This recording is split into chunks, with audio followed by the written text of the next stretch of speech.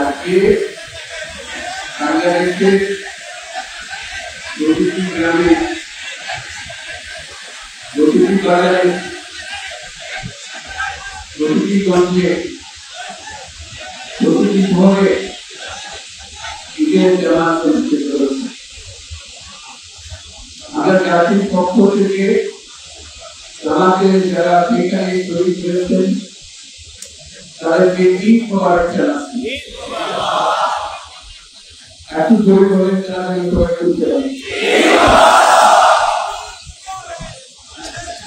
যারা ঈদের জামাতে শহীদ হওয়ার সুযোগ পাননি তাদেরকেও আমরা ঈদ মোবারক জানাচ্ছি।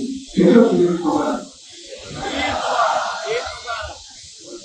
আমাদের মা বোনেরা, মহিলারা যারা ঘরে আসেন তাদেরকে আমরা জাতির পক্ষ থেকে ঈদ মোবারক জানাচ্ছি। আমাদের প্রবাসী শ্রমিকরা যারা বিদেশে আছে তারা অনেক কষ্ট করে আজকে হয়তো ঈদের জামাতে দিয়ে তাদের দিতে পারবেন না, কিন্তু জাতির পক্ষ থেকে আমরা তাদেরকেও ঈদ মোবারক জানাচ্ছি। যারা বাংলাদেশে আছেন পৃথিবীর বিভিন্ন দেশে জাতির পক্ষ থেকে তাদেরকে আমরা বলে জানি, তাদেরকেও আমরা ঈদ মোবারক জানাচ্ছি।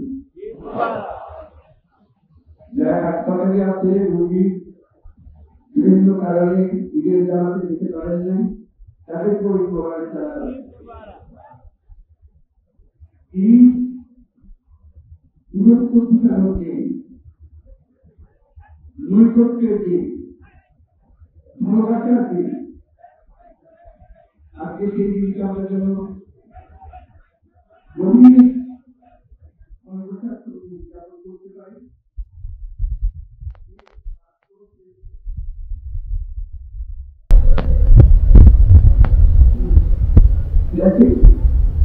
আমরা যেন সবার কাছে পৌঁছে দিতে পারি। আজকে একটা ঐক্য করে তোলার দিন, এবং আমরা চাই সবাইকে ঐক্য করে তুলতে চাই। ঈদের জামাতের এটাই আমাদের কামনা।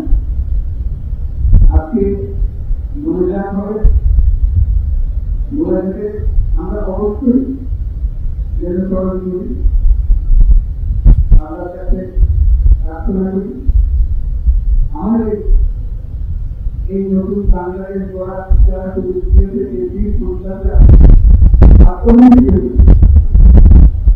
আল্লাহ যেন তাদের মাত্র রাখবেন, তাদের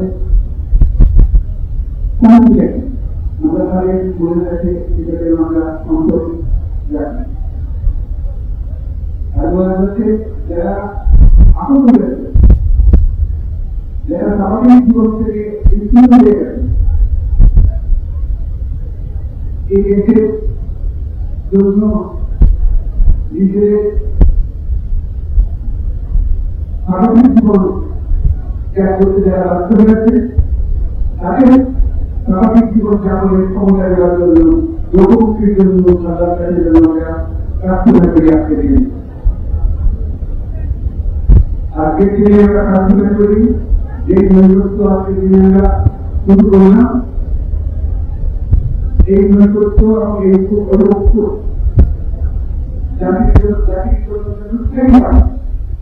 আমরা যেন এটা ঐক্যবদ্ধ জাতি হিসেবে সামনে এগিয়ে যেতে পারি।